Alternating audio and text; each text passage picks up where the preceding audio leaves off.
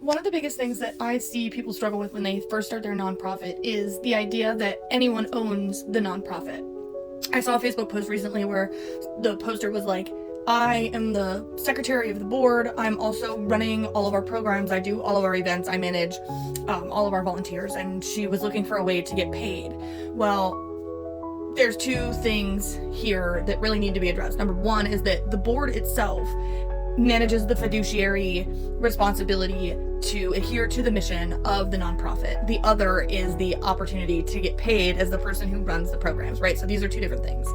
And the advice that I gave her was really to find some introspection and to start looking at what she wants to do for the nonprofit, what her tenure there is going to look like, because boards have term limits. They have to be reappointed to the board, and the seat that they sit in or the role that they fill, so chair, co-chair, or president, co-president, treasury, secretary, whatever, those things need to be elected to the board, and those roles get elected by the people on the board, and a lot of the times they change.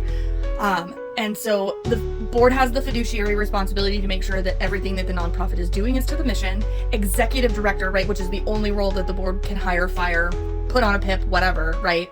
The executive director is in charge of operations, all of the day-to-day operations. So program management, grant management, hiring and firing regular program staff. They also do volunteer engagement, event planning and execution, etc.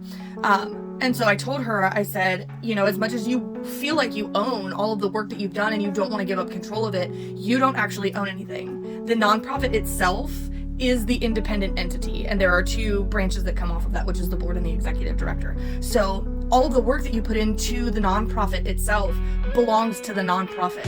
And I think that people start nonprofits with really good intentions and they want so badly to be a part of their community, but they are going into it with this, I don't want to call it selfish, right? Because it's not selfish to want the work that you do to continue to be yours, but they come in with this misunderstanding that the work that they do actually belongs to the nonprofit and it belongs to the community. So that's just something to keep in mind. If you are on a journey to starting your nonprofit, continue to think about that. Please feel free to give IncuBrighter a follow. You can also find us online at IncuBrighter.org. We are the nonprofit for nonprofits, so we work with small and startup programs to make sure that they are governmentally compliant and operationally ready. I want to make sure that you can take your nonprofit from idea to impact, and I would love to talk with you, work with you on your project as you continue to grow and change.